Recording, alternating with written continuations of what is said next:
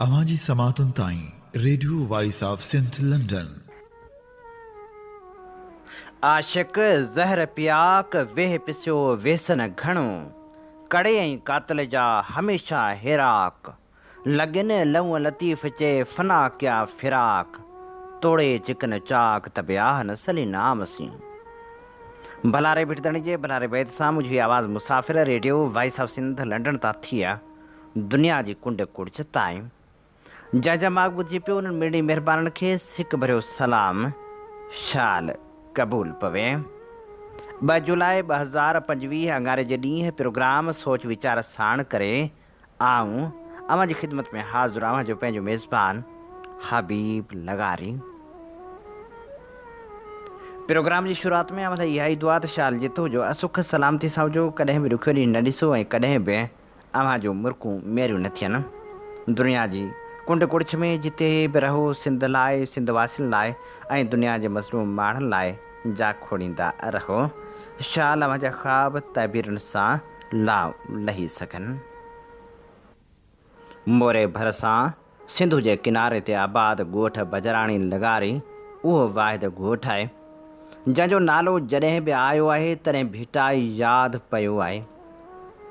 भिटाई जे बेतनि जी ॻाल्हि यादि आई आहे, कामरेड कोमल जो ज़िक्र बि निकितो आहे।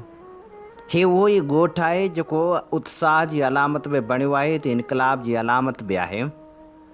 हीउ ॻोठ जेको मज़ाहिम जो इश्तिहारो त बणियल हो, पर उन ॻोठ में ही मायूसी अलाए किथां आई। उहो ॻोठ जेको अॼु बि रियासती पहिरेदारनि जे निशाने ते आहे, जंहिं ॻोठ खे कड़ो इन करे बि चाढ़ियो वियो आहे त जीअं उन्हनि दहशत गर्दनि खे गिरफ़्तार करे सघिजे जेके रियासत जी नज़र में अॼु बि दहशत गर्द आहिनि। पर जॾहिं बि को अहले दिलि सीने ते हथ रखी ॼाण जी कोशिशि करे थो तॾहिं पतो पवे थो त हू छा आहिनि। हीअ अणॼाण ॼाणू, हीअ बेसम्झ सम्झू ऐं उन बेसम्झ सम्झू रियासत खे केरु सम्झाए त जंहिंजे सीने में भिटाई वसे थो उहे इनकलाबी, उहे आदर्शी त थी सघनि था, पर उहे कॾहिं बि दहशतगर्द न आहिनि हूंदा।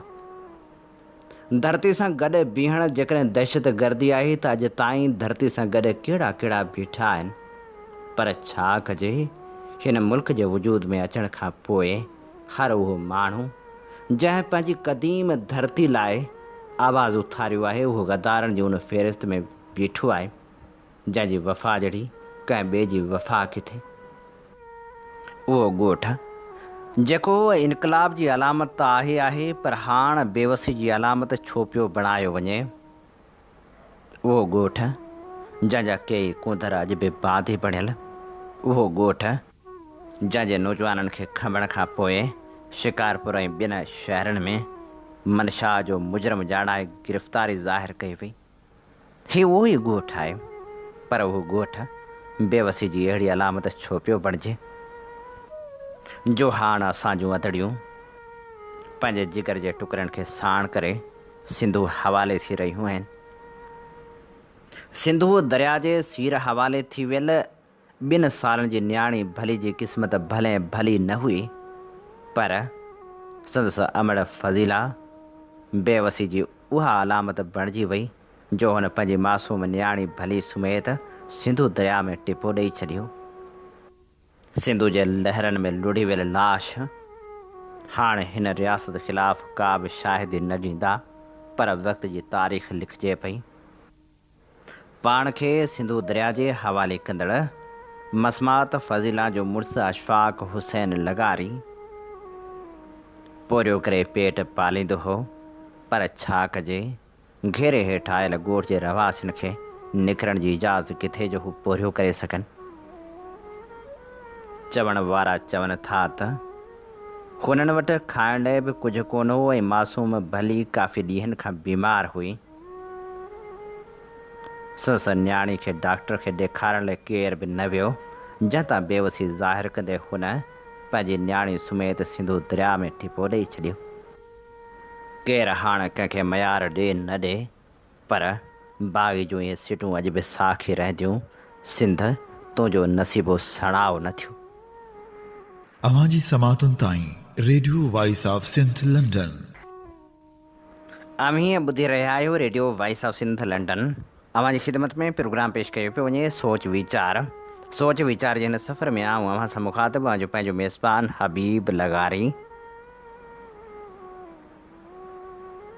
हूं त नाहिल मुंतज़मीन सॼी सिंध खे ॾुहारियुनि जी केटी में बदिलाइण में का कसर बाक़ी न छॾी आहे, पर सिंध जा अध दर्जन खनि उतरियां ज़िला भुग ख़ातिरा अगवा जे वारदातनि में सिंध जे ॿियनि ज़िलनि खां अॻिते आहिनि ऐं उन्हनि ज़िलनि में बि कश्मीर कंदकोट ज़िलो त नंबर 1 जी सुञाणप माणे चुको आहे। धाड़ियलनि तरफ़ां ॿारनि खे बि अगवा कयो पियो वञे। निगर वारस कलवट जे अगवा ख़िलाफ़ कश्मीर में औरतुनि जे एहतजाज जूं सदाऊं समात ऐं बसारत खां महरूम पुलिस इंतिज़ामिया ताईं न पहुची सघियूं आहिनि, जो SSP इंतिहाई नक जी पकाई सां चवे थो त ज़िले मां को बि माण्हू अगवा थियल नाहे। कश्मीर कंदकोट में बेअमनी ख़िलाफ़ आवाज़ उथारींदड़ एक्शन कमेटी जे अॻुवाणनि जॾहिं इस्लामाबाद प्रेस क्लब अॻियां एहतजाज कयो त उन्हनि खे संदनि चूंडियल नुमाइंदड़नि ॾटा ॾेई वापसि उथारे छॾियो। सिंध में ख़ासि तौर ते कश्मीर कंदकोट ज़िले में बेअमनी ख़िलाफ़ शागिर्दनि हैदराबाद में एहतजाज कयो ऐं उन एहतजाज में वकीलनि शामिल थी ऐलान कयो त 10 मुहर्रम खां पोइ कराची में वॾो एहतजाज कयो वेंदो। सिंध जूं सियासी धुरियूं बेअमनी वारे अहम मसइले खां विथेरकियूं बीठल आहिनि, जॾहिं त जमायत उलमा इस्लाम तरफ़ां बि स्टेटस को जे हामी ऐं हिमायती बणिजंदे सिंध अमन जरगे जे नाले सां सखर में भोतारनि ऐं सरदारनि जो कठ घुरायो। जेके धुरियूं सिंध जे दर्दनि जे दरमान जो फ़र्क़ु न कंदड़ फ़क़ियूं खणी फेरा ॾेई रहियूं आहिनि, या वरी जेके इक़्तिदार जी मसनत ते वेही सिंध जी तरक़ी वारनि दावाउनि जो वखर विकिणी रहियूं आहिनि, सिंध जे अहजनि जो इलाजु उन्हनि मां कंहिं वटि बि कोन्हे। उहे सभु अहिड़ा ॾॾ आहिनि जिन ॾंब ॾेई वेतर ॾेल ॾुखोयो आहे। सिंध जो असुलु मसइलो जागीरदारी सरदारी ऐं भुतारको सिरिश्तो आहे, जंहिंजो गट सिंध जी गिची में विधो वियो आहे। बाक़ी बेअमनी बदइंतज़ामी ॾोह भुग ख़ातिरा अगवा उहे सभु हुन सरिश्ते जा बाए प्रोडक्ट्स आहिनि। असां वटि मसइलनि लाइ ज़िम्मेवार नांग खे छॾे रुॻो लीको पियो कुटिजे, कंडो लॻो पेर में खोटिजे पियो गोॾो वारी कार लॻी पई आहे। सिंध जूं अक्सर जमायतूं बि उन जागीरदारी ऐं भूतारकी निज़ाम जी मज़बूती में पंहिंजो हिसो मिलाईंदियूं रहियूं आहिनि। आवाम खे नान इशूज़ में उलझायो वियो आहे जो माण्हू उन ज़ुल्म जे निज़ाम ख़िलाफ़ु सोचे बि न सघनि। उन ॻाल्हि खे यकीनी बणाइण जी कोशिशि कई वई आहे त माण्हुनि खे मसइलनि ऐं अदम तहफ़ुज़ तोड़े ग़ैर यकीनी जे मामलनि में उलझाइण जी सूरत में उन्हनि ते ऐसाबी ऐं नफ़्सियाती जंग मढ़ी वञे। सिंध में धाड़ियलनि बि इन निज़ाम जे कुख मां जनमु वरितो आहे ऐं हुकुमरान धाड़ियलनि ख़िलाफ़ु को असराइतो ऑपरेशन करण लाइ तयारु न आहिनि। उहे ॼाणनि था त ॾोहनि जो सॼो जहान जंहिं ढगे जे सिंगनि ते बीठल आहे, उनजो नालो जागीरदारी सरदारी ऐं भुतारको निज़ाम आहे। उन करे मुंतज़मीन धाड़ियल ख़तमु करे उन निज़ाम खे कीअं कमज़ोर करणु चाहींदा। भला उहो केरु मञींदो त धाड़ियल बिना कंहिं टेक जे अगवा वारदातूं करे सघनि था। जॾहिं हुकुमरान रुॻो हिकु ज़िले कश्मीर कंदकोट में अमन नथा कराए सघनि त इक़्तिदारी मसनद वालारण लाइ को बि जवाज़ बाक़ी नथो बचे। इन सलाह में तनस जी आमेज़िश केतिरी आहे। क़तई नज़र हुनजे इस्लामाबाद में एहतजाज कंदड़ कश्मीर कंदकोट वासियुनि खे शबीर बजाराणी तरफ़ां चयल उहे लफ़्ज़ बि ग़ौर तलब आहिनि त इस्लामाबाद में घुमो फिरो पर कश्मीर में घुमी नथा सघो। सिंध जे चूंडियल नुमाइंदनि जी अमन अमान जे हवाले सां संजीदगी बुरहान चांडी जो उन बयान मां ज़ाहिर थिए थी त कश्मीर बेअमनी में ॿरे पियो। शुक्र करियो त वार ऐं वॻण में सिर्फ़ु फुरूं थियनि थियूं, मतिलबु त फुरूं अवामी नुमाइंदनि जी नज़र में को एॾो वॾो ॾोह न आहे। हैरत सिंध जे इंतिज़ामी सरबराह जे उन बयान ते थिए थी जो मौसूफ़ कश्मीर में बेअमनी जे जवाज़ तौरु फ़रमाए थो त कश्मीर सां ॿिनि सूबनि जूं सरहदूं मिलनि थियूं ऐं ऑपरेशन करण ते धाड़ियल ॿिनि सूबनि ॾांहुं फ़रार थी वञनि था। जदीद हथियारनि ड्रोन ऐं जदीद टेक्नोलॉजी जी मौजूदगी में अमन क़ाइमु न कराइण जी अहिड़े जॾहिं जवाज़ खे भला केरु मञींदो। उन करे गोथनाथ छॾे सिंध में बि ॾोहारियुनि ख़िलाफ़ु अहिड़ो ऑपरेशन करायो वञे जहिड़ो राजनपुर में छोटो गैंग ख़िलाफ़ु करायो वियो हो। अवां जी समातुनि ताईं radio voice of Sindh London. Radio voice of Sindh London तां अवां जी ख़िदमत में प्रोग्राम पेश कयो पियो वञे सोच वीचार जे हिन सफ़र में आऊं अवां सां मुखातिब आहियां जो पंहिंजो मेज़बान हबीब लगारी। माली साल 2024-25 जी पुॼाणी थी वई। सरकारी इदारनि जी कारकर्दगी ऐं हुकूमत जे पॉलिसियुनि ते सुवाल उथणु शुरू थी विया। अहम मुआशी इशारनि जहिड़ो कि FBI जी टैक्स गॾु करण वारी कारकर्दगी गैस ऐं बिजली जे अघनि में वाध ऐं अशराफिया लाइ नवनि रियायतनि जे इंकशाफ़नि सॼे मुल्क खे छिरकाए छॾियो आहे। FBI जो टारगेट बि न पूरो हुकूमत खे हिकु वॾे माली ख़सारे खे मुंहुं ॾियणो पियो आहे। तजीअ मूजिबि ही शार्टफॉल टेक्निकी न पर हुकूमती नाअहली ऐं पॉलिसी जे ग़लति रुख जे नतीजे में आहे। मिडल क्लास मथां टैक्सनि जो भार, अशराफिया लाइ छूट, जॾहिं त मुलाज़मत पेशा, विचोले तबिके ऐं निढनि कारोबार कंदड़ माण्हुनि ते सिधो संओं टैक्स जो भार वधायो वियो आहे। अशराफिया ऐं बाअसर तबिके लाइ ख़ासि रिआयतूं मुतारिफ़ करायूं वियूं आहिनि। अॻूणनि सदरनि ऐं संदनि बेवाहनि जी पेंशन ते मुकमिल टैक्स छूट ॾिनी वई आहे।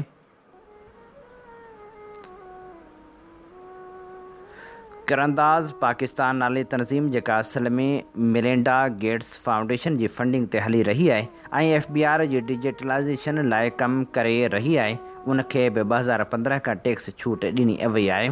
फ़ौज सां लाॻापियल इदारनि खे बि टैक्स छूट ॾिनी वई आहे। पुलिस वेलफेयर फाउंडेशन ख़ासि तौर ते पंजाब पुलिस लाइ बि टैक्स छूट जो ऐलान थियो आहे, जंहिं बाबति ॿुधायो वियो त उन जा 100 खां वधीक पेट्रोल पंप आहिनि। टैक्स ॾेई सघंदड़नि लाइ जॾहिं एॾियूं मराहतूं हुजनि त पोइ टैक्स न ॾेई सघंदड़नि आख़िर कहिड़ो ॾोह कयो आहे? इहो सोचण जहिड़ो सुवालु आहे। प्रोग्राम सोच वीचार में हाणे नामियारे क़ौमपरस्त अॻवान ऐं लेखक नवाज़ ख़ान ज़ौर जो लिखियल ख़ूबसूरत लेख अव्हां जे समातनि जी नज़र करियूं था, जंहिंजो उनवान आहे सिंध जो आबी, माहौलियाती ऐं हयातियाती सरिश्तो। नदियूं ऐं दरिया रुगो मिठे पाणी जा वहिकरा ऐं ज़रिया ई न आहिनि, पर किन ख़ितनि जी हयातियाती ॻूढ़ाई जा समूरा पलो पांद उन्हनि जे वजूद सां सलाड़ियल ऐं फितरत जे अज़ली गंढियुनि सां सोघा ॿधल हूंदा आहिनि। कुदरत हर मुल्क जे तिबी कारखाने खे पंहिंजे पंहिंजे हिसाब सां जोड़ियो आहे। के मुल्क ॾिस त सफ़ा पहाड़ी, के बिनह बुठ, के मैदानी, के घाटनि ॿेलनि भरियल, के समुंडनि जे विच में, त के वरी दरियाही देश आहिनि।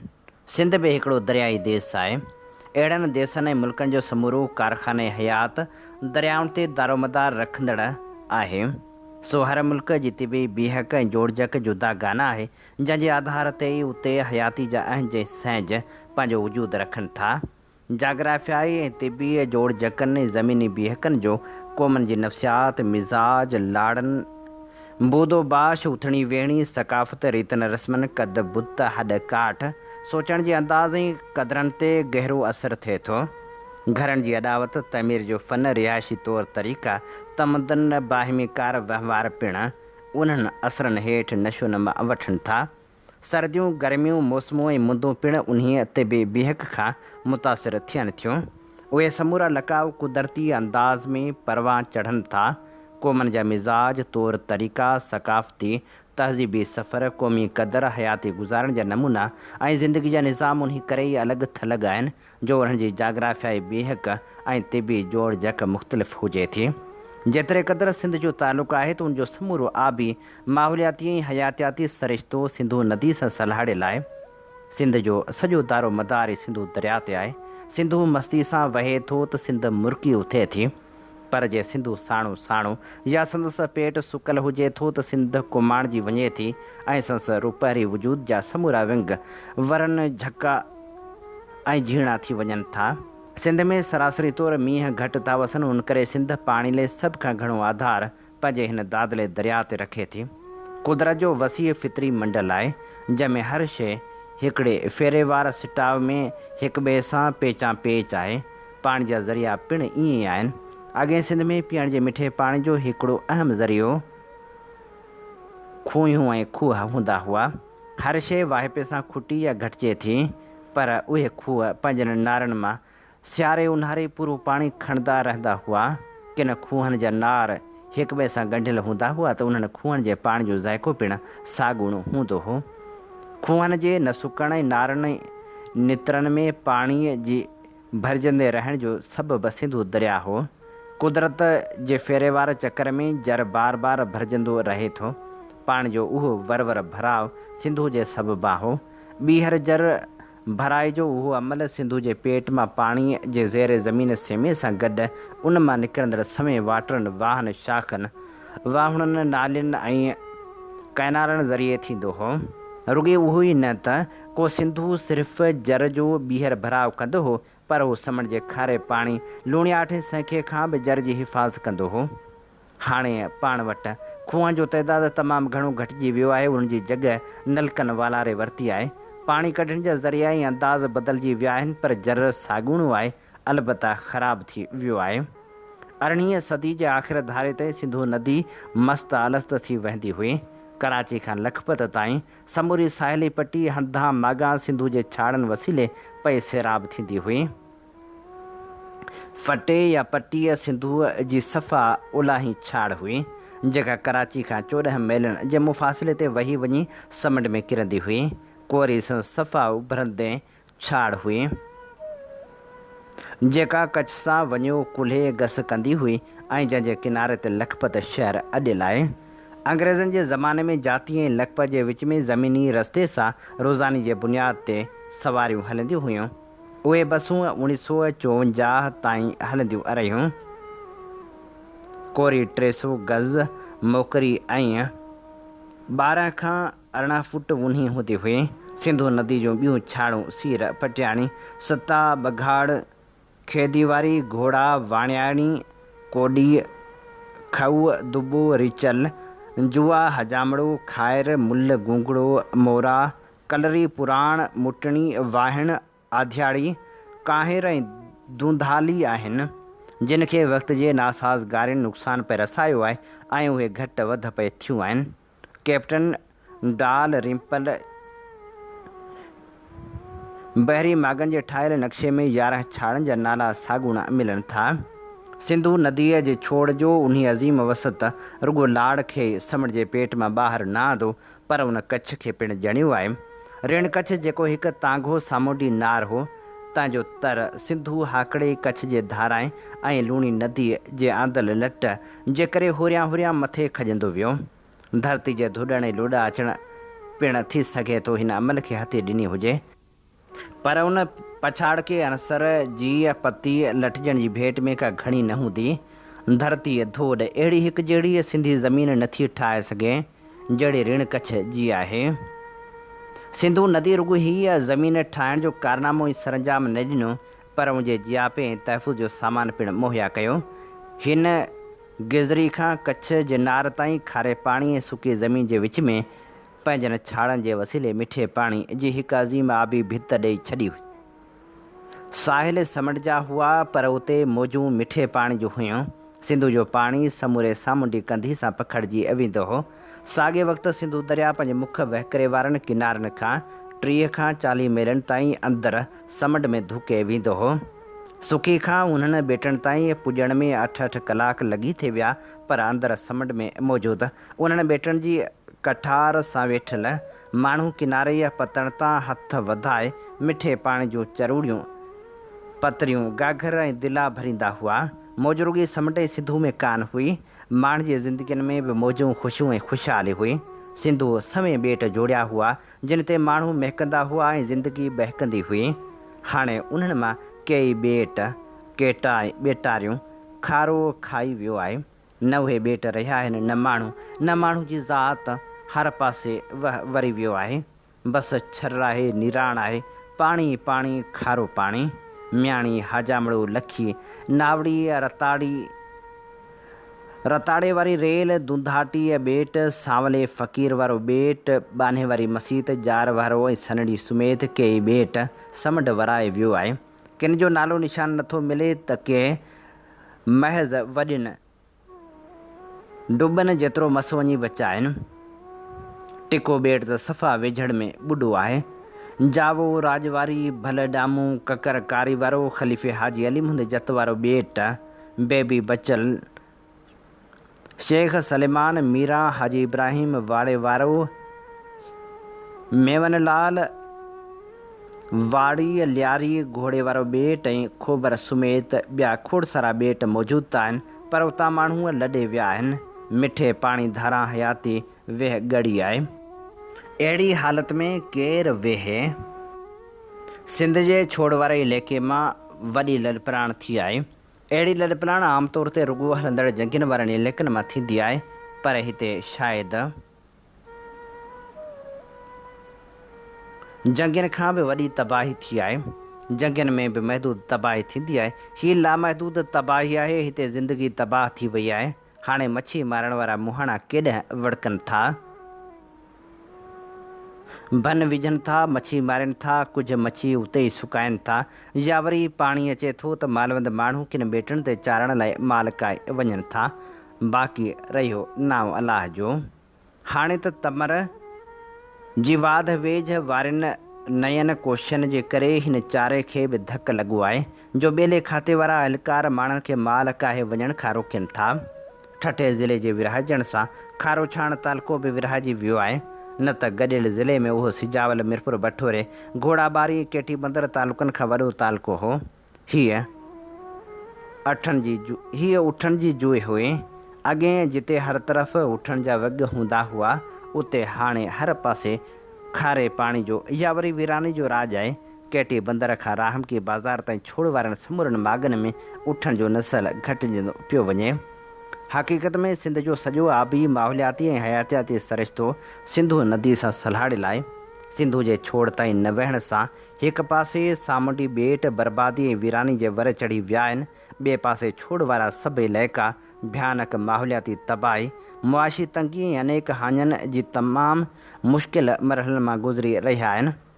टें पासे समूरे सिंध जो जर ख़राबु थी वियो आहे। अॻे सिंधू जो मिठो पाणी खारे खे अॻिते वधण खां रोकींदो हो। वीर पई चढ़ंदी ऐं लहंदी हुई, पर समुंड खे मथे चढ़ण डोड़ जो रस्तो कोन मिलंदो। हाणे समुंड जो पाणी दरिया जे पेट में अची उबतो वहकिरो हलाए थो त मनारकी खां तपियो आलीअ झिरक ताईं वञो पुॼे थो। साॻे वक़्तु ज़मीन जे मथाचरे ते उन जेको हाञो मचायो आहे ऐं जेका लखें एकड़ ज़मीन पाए वियो आहे, उहो को लिकियल दास्तान न रहियो आहे। होॾांहुं समुंड ज़ेरे ज़मीन वधी सिंध जे जर खे बि ख़राबु कयो आहे। समुंड जे खारे असर सबबु जर खारो थी वियो आहे ऐं उन में ॿाड़ाण, कड़ाण ऐं संख्ये जो मिक़दार हाञेकार हद ताईं वधी वियो आहे। मथां वरी शहरनि, कारखाननि, शुगर मिलनि जे केमिकल भरे पाणी जो छोड़ दरिया, केनालनि, वाहन, डंडनि ऐं सिम नालियुनि में थियण जे करे छुड़ियो पाणी पिणु आलूदा थी वियो आहे। सिंध में कारीसाई, पेट, जिगर ऐं मैदे जे मर्ज़ में हीउ जेको तमामु घणो इज़ाफ़ो थियो आहे, उन जो सबबु ख़राबु ऐं ज़हरीलो पाणी आहे। ॻाइण जोगी ॻाल्हि हीअ पिणु आहे त सिंध में 2000 खां वधीक नंढियूं वॾियूं ढंढूं, ढोरा, तल ऐं तरायूं आहिनि, जेके मिठे पाणी जो ज़रियो आहिनि। उन्हनि ढंढनि मां अक्सरियत जी भराव जो वसीलो पिणु दरियाई पाणी आहे। उहे ढंढूं सिंध जे चइनी कुंडनि में पखिड़ियल आहिनि, जेके ताज़े पाणी जी अदम मुयसरी सबबा तबाही सां हमकिनार आहिनि। सिंध जो समूरो आबी सरिश्तो सिंधू ते दारोमदार रखे थो।